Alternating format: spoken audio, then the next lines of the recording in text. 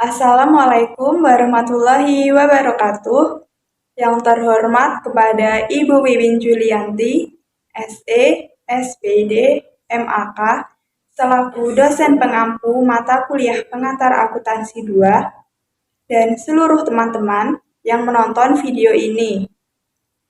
Di sini saya atas nama Getvera Kusniawati Elvitin dari kelas 2E dengan NIM 2303102105 akan menjelaskan terkait dengan aktiva tetap tidak berwujud beserta dengan jenis dan contohnya. Baik, langsung saja saya mulai. Apa sih pengertian dari aktiva tetap tidak terwujud itu?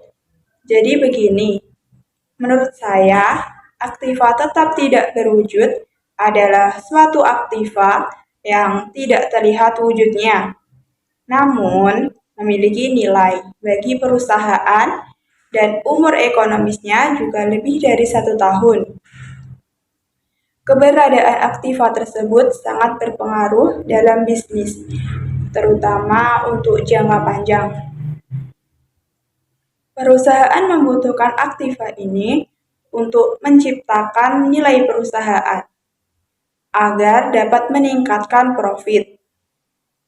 Dalam beberapa kasus, aktiva ini memiliki nilai yang sangat besar dibandingkan dengan modal yang dimiliki perusahaan tersebut.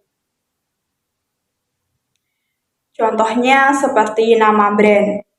Nama brand itu kan merupakan sesuatu yang tidak berbentuk dan memiliki fisik. Namun, keberadaannya dapat memengaruhi nilai bisnis itu sendiri. Berikut ini saya akan menyebutkan dan menjelaskan beberapa jenis dan contoh dari aktiva tetap tidak terwujud. Salah satu contoh dari aktiva tetap tidak berwujud yaitu paten. Paten merupakan hak yang diberikan kepada perusahaan untuk melakukan produksi. Paten juga dapat memberikan hak untuk menjual suatu penemuan dalam jangka waktu tertentu. Lantas bagaimana sebenarnya cara untuk menentukan nilai dari paten itu sendiri?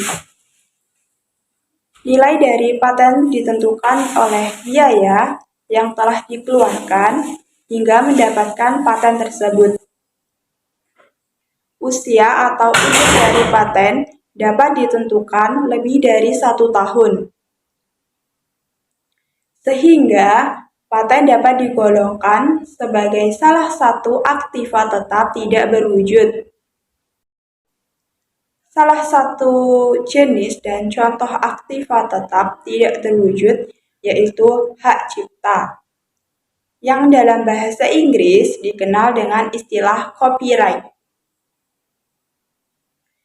Hak cipta merupakan hal yang diberikan oleh pemerintah atas kepemilikan hak cipta untuk menghasilkan, memperbanyak, dan menjual karya seni atau publikasi.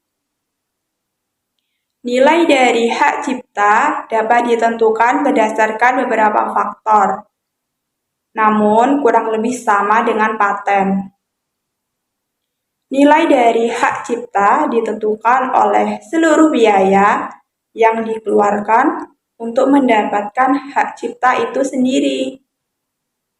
Selanjutnya yaitu ada merek dagang atau dalam bahasa Inggris biasa disebut dengan istilah trademark. Merek dagang merupakan bagian penting dalam menjalankan bisnis. Kok bisa? Ya, karena secara tidak langsung merek dagang dapat meningkatkan penjualan. Nah, oleh karena itu, merek dagang itu termasuk dalam salah satu aktiva tetap yang tidak terwujud dalam bisnis. Nah, selanjutnya, jenis dari aktiva tetap tidak berwujud yaitu ada franchise. dan license.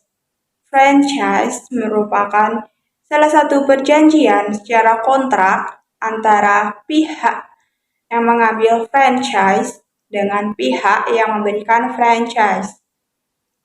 Sedangkan license adalah hak agar dapat memakai suatu jasa atau produk itu sendiri. Franchise dapat berupa hak menjual produk, hak penyedia jasa, atau hak penggunaan merek dagang tertentu. Contohnya ketika kamu akan membuka franchise sebuah warung sebelah, kamu harus melakukan kerjasama dengan pemilik franchise warung sebelah dan melakukan kerjasama. Nah, sementara itu nilai dari franchise dapat ditentukan dari biaya yang dikeluarkan untuk mengambil franchise itu sendiri. Terakhir, yaitu jenis aktiva tidak terwujud, ada goodwill. Goodwill dapat muncul karena pembelian aset yang harganya lebih dari harga yang ada di pasaran. Nah, selisih dari harga yang didapatkan antara pembelian aset dengan harga pasar dapat ditentukan dengan goodwill. Pembelian aset yang terjadi merupakan pembelian dari bisnis lain. Nah, demikian yang dapat saya jelaskan. Kurang lebihnya saya mohon maaf, dan apabila dari teman-teman ada yang ingin ditanyakan, bisa langsung ditulis di kolom komentar ya. Sekian dari saya dan kurang lebihnya mohon maaf. Wassalamualaikum warahmatullahi wabarakatuh.